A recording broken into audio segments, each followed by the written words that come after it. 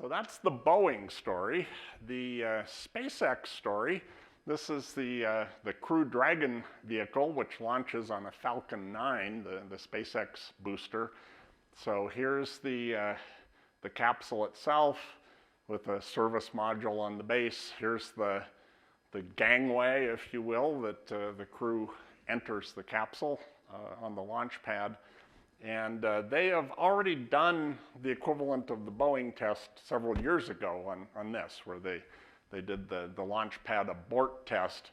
But SpaceX has decided, they also back in March did their orbital flight test. And so this was the launch of their test spacecraft. It docked with the International Space Station, and then about a week later returned and came down in the Atlantic Ocean, not too far from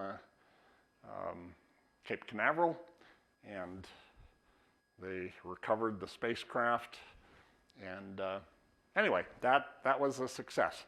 So their next goal is to actually do a launch abort test, where they launch the spacecraft, they let it get to the point where the spacecraft and rocket are just going supersonic. That's the maximum, it's called maximum aerodynamic pressure. It's the maximum force from the atmosphere on the spacecraft. And so the first thing they do is do a static test of all of their launch abort rockets, which in the case of this are located on the capsule itself, and they hold it down. They did a test like this back in April with the spacecraft that had returned from the space station that did the unmanned test. And there was a plumbing problem and the spacecraft blew up. So there is something about rocket science being hard, I guess. But just a couple of days ago, they on their new revised spacecraft, they did a full-up firing of all the engines. They did it for the full duration that they need to escape from the rocket, and that was a success. So they're working toward this launch abort test sometime within the next couple of months. It doesn't seem like it's likely going to happen before the end of the year, but certainly in the early part of next year.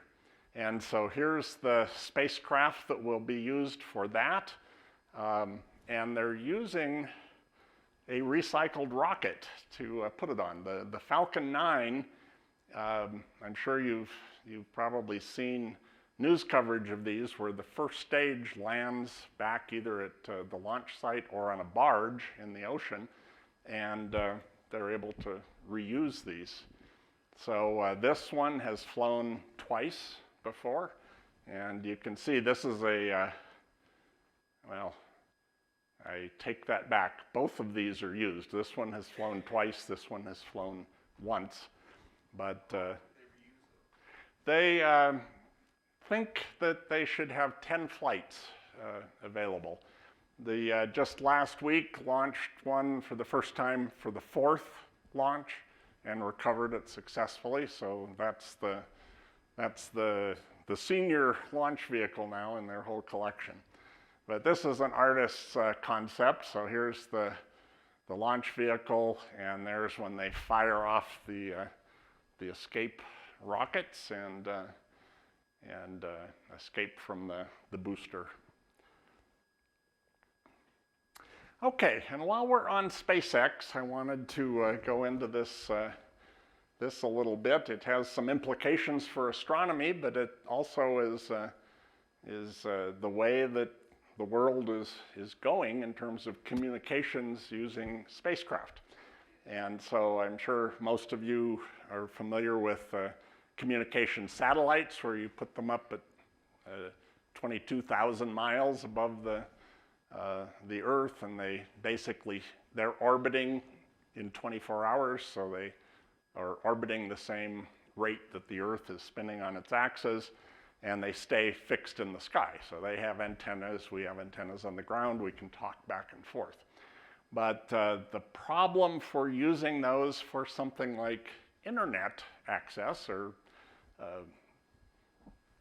internet service is there's actually enough when you do a two-way radio signal to and from these communication satellites that it's called a latency, where it just at the speed of light, it takes a large fraction of a second to go back and forth.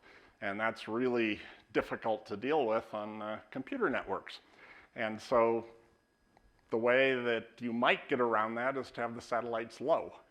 So they're only a couple hundred miles above the surface instead of a couple, 20,000. But what that requires is that you have lots of satellites, because then they're so low that you have to have things flying overhead. So SpaceX is working on a system called Starlink, and they have approval to launch 30,000 satellites into low Earth orbit. And this is just an example of what all the different paths of these satellites will look like. So this is a closer up view. You have in each of these orbital planes, it's called, the angles of the orbits, you have regularly spaced spacecraft. So at any given time, once they get this fully built out, there should be multiple satellites visible from any location on the surface of the Earth. And then these satellites, what we're seeing here, is they can actually communicate from one satellite to another. They have laser communications, and so if you're sitting here, you might talk to this satellite, but you want to talk to a computer that's over here. So you bounce that, and then you switch to another pair of satellites, and it's all going to be sort of like cell towers in space.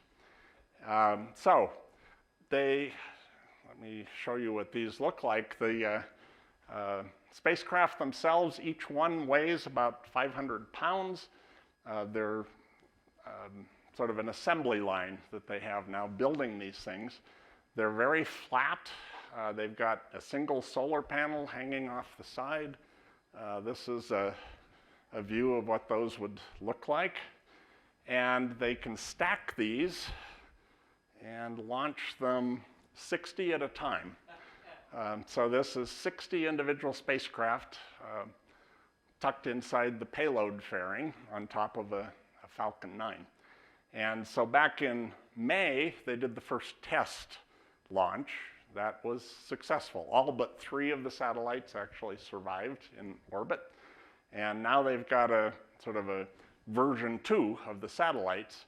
And so last week, they launched the 60 of the new versions.